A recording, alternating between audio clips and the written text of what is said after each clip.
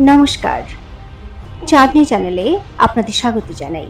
আজ আপনারা শুনছেন একটি অসাধারণ গল্প, রাজমুকুট।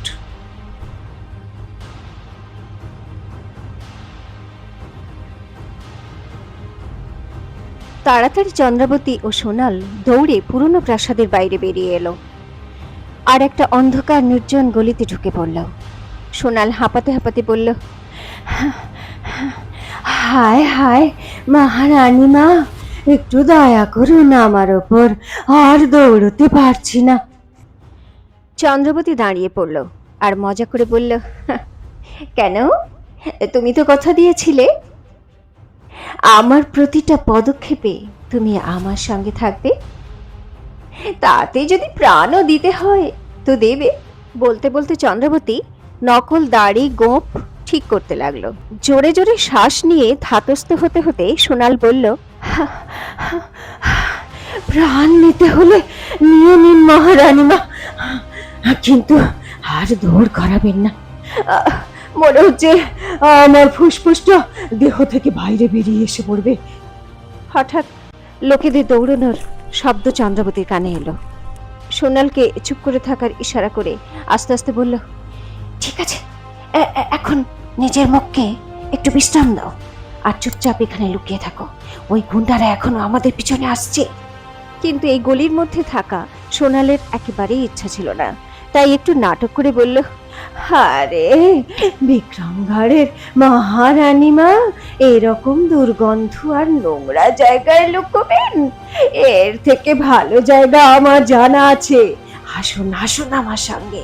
একথা বলে চন্দ্রবতীর হাত ধরে ওই ফাঁকা গলির দিকে এগিয়ে গেল। চন্দ্রবতী একটু চিন্তায় পড়ে বলল, আরে তুমি আমাকে কোথায় নিয়ে যাচ্ছ? কোনো ঝামেলা হবে না তো? ঝামেলা তো আপনি করছেন মহারানী মা। সোনাল ওর কথা শুনে বলল, পুরো বাজারে এই কথা ছড়িয়ে পড়েছে হয়তো, এক সুন্দরী নকল দাড়ি গোঁফ লাগিয়ে ঘুরছে, না জানি কতজন পাগলের মতো খুঁজছে আপনাকে। এইসব বাজে লোকগুলোকে শিক্ষা দিতে জানে চন্দ্রাবতী, কিন্তু এটা শিক্ষা দেওয়ার সময় নয়, বরঞ্চ যত তাড়াতাড়ি সম্ভব গুপ্তচরের সঙ্গে শাহী মোহর পাল্টে যাওয়ার খবর জানানোর সময়।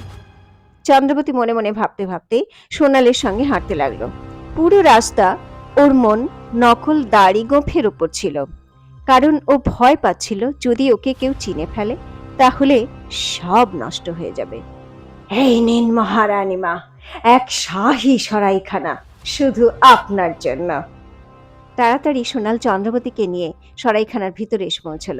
হেসে বলল, যতক্ষণ না মামলা ঠান্ডা হচ্ছে ততক্ষণ আরাম করে থাকুন এখানে। আর হ্যাঁ, এখানে আপনাকে লুকোতে হবে না, ওই বদমাশরা এখানে পাও রাখতে পারবে না। চন্দ্রবতী দেখলো সত্যি জায়গাটা খুব সুন্দর আর আরামদায়ক। ও খুব ভালো করে চারদিকে দেখতে লাগলো। সরাইখানার মালিককে কিছু স্বর্ণমুদ্রা দিয়ে সোনাল পুরুষের স্বরে বলল, দেখো, আমরা অনেক দূর থেকে আসছি, এক্ষুনি আমাদের আরামের ব্যবস্থা করো। সরাইখানার মালিকের কিছু বলার আগেই জোরে জোরে পা চালিয়ে একজন লোক দরজা দিয়ে প্রবেশ করলো। ওকে দেখেই মালিক তাড়াতাড়ি দৌড়ে গেল। লোকটাকে দেখে সোনাল ও চন্দ্রাবতী চমকে উঠল, কারণ ওই লোকটা সূর্যপ্রতাপ ছিল। সোনাল চন্দ্রাবতীর দিকে তাকিয়ে সঙ্গে সঙ্গে কানে কানে বলল, হায় হায় মহারানী মা, কুমার সূর্যপ্রতাপ এখানে এলেন কি করে?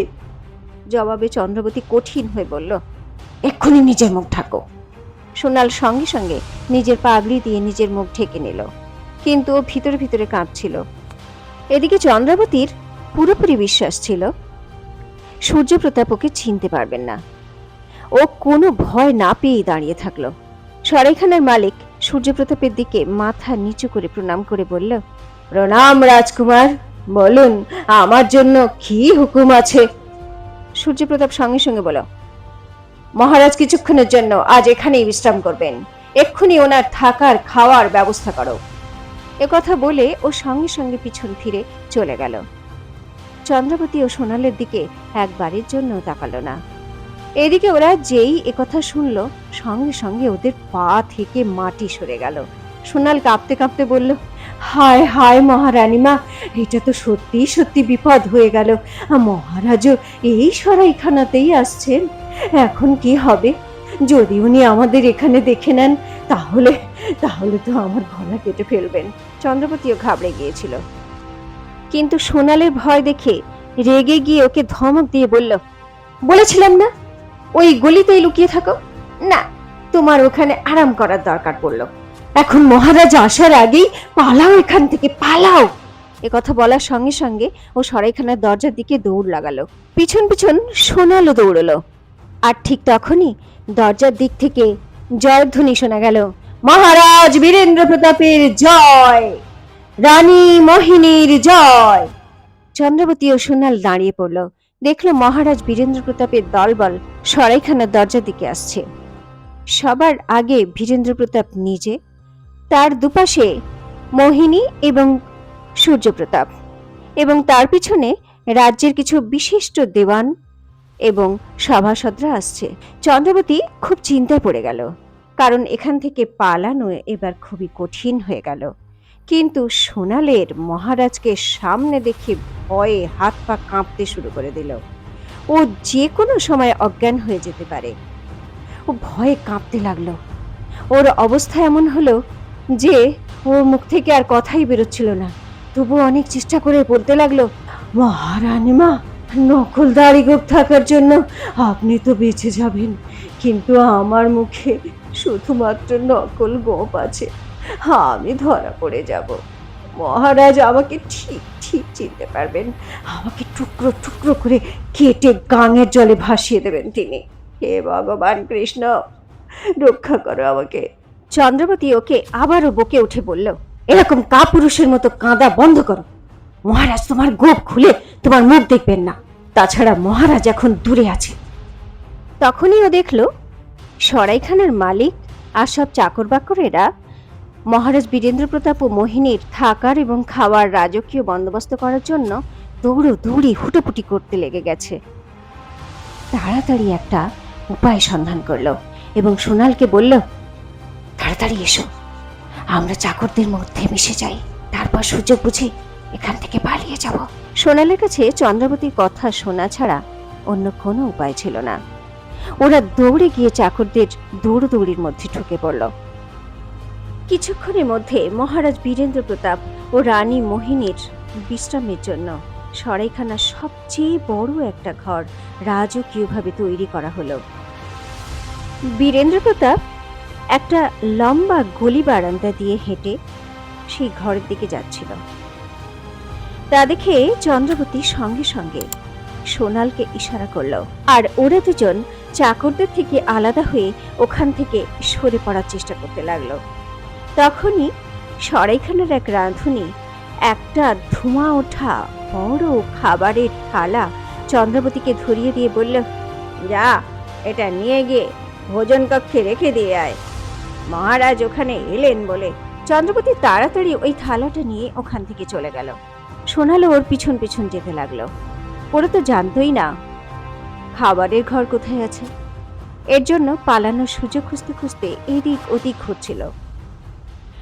সরাইখানার এক দারোয়ান ওদের কাণ্ড দাঁড়িয়ে দাঁড়িয়ে দেখছিল। সে সন্দেহ করার আগেই চন্দ্রবতী তাড়াতাড়ি দারোয়ানের কাছে গেল এবং কিন্নরের স্বরে ওই দারোয়ানকে বলল, ও দাদা, খাবার ঘরটা কোথায় গো? আমি মহারাজ বীরেন্দ্র প্রতাপের চাকর। দারোয়ান ওকে ভোজন কক্ষের রাস্তা বলে দিল। দুজনে একটা গলি দিয়ে খাবার ঘরে যেতে লাগলো। ওরা জানে না ওই গলি দিয়েই বীরেন্দ্র প্রতাপ ও মোহিনীর দলবল আসছিল। বীরেন্দ্র প্রতাপকে সামনে দেখে চন্দ্রবতী টলমল করে উঠল। থালা হাত থেকে পড়েই যাচ্ছিল। এদিকে পাগড়িকে ভালো করে ঢিলে করে সোনাল মুখে চাপা দিয়ে চন্দ্রবতীর পিছনে ভয়ে চোখ বন্ধ করে করে যাচ্ছিল, আর মনে মনে কৃষ্ণ ভগবানকে স্মরণ করতে লাগলো। বীরেন্দ্র প্রতাপ ও মোহিনী দাঁড়িয়ে চন্দ্রবতীকে দেখতে লাগলো। নকল দাড়ি গোঁফে চন্দ্রবতীকে চেনা মুশকিল ছিল, কিন্তু যেই বীরেন্দ্র প্রতাপের চোখ চন্দ্রবতীর চোখে পড়ল, বীরেন্দ্র প্রতাপের মনে মনে খুব অদ্ভুত একটা অনুভূতি হলো, এবং কেমন যেন একটা মনে হলো ও চন্দ্রাবতীকে কিছু বলতে চাচ্ছিল। তখনই চন্দ্রাবতী মাথা নিচু করে ভারী গলায় বলল, প্রণাম মহারাজ। সোনালও তাড়াতাড়ি ওর পিছনে দৌড়ালো। বীরেন্দ্র প্রতাপ সঙ্গে সঙ্গে পিছন ফিরে দুজনকে যেতে দেখল, কিন্তু তখনই মোহিনী ওকে মজা করে বলল, তো আমাদের মহারাজ সাধারণ চাকরদেরও আজকাল এত ভালো করে দেখতে শুরু করেছেন, তাও আবার পিছন ফিরে? উত্তরে বীরেন্দ্র প্রতাপ বলল, আরে না না, এই দুই চাকরের ব্যবহার একটু অন্যরকম, তাই দেখছিলাম। মোহিনী তখন তোষামত করে বলল, আপনার সামনাসামনি দাঁড়ানোর ক্ষমতা তো বড় বড় রাজাদেরও হয় না, আর ওরা তো সাধারণ চাকর বাকর, ওদের আর কি দোষ বলুন? বেচারা আপনাকে হঠাৎ দেখে খুব ভয় পেয়ে গিয়েছিল।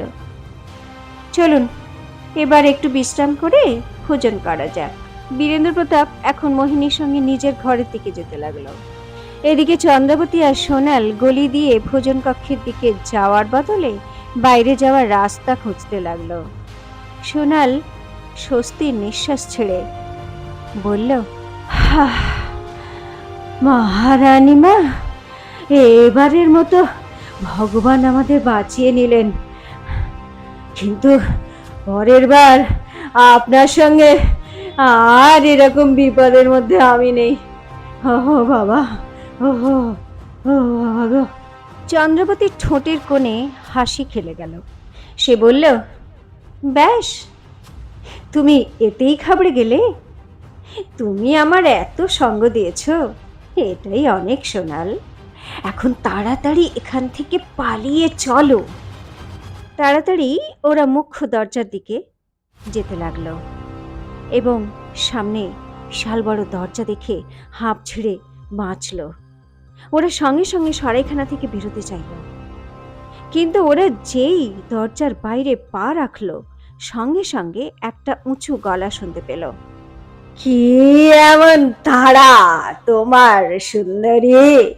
পুরনো হিসাবটা একটু চুকিয়ে দিয়ে যাও।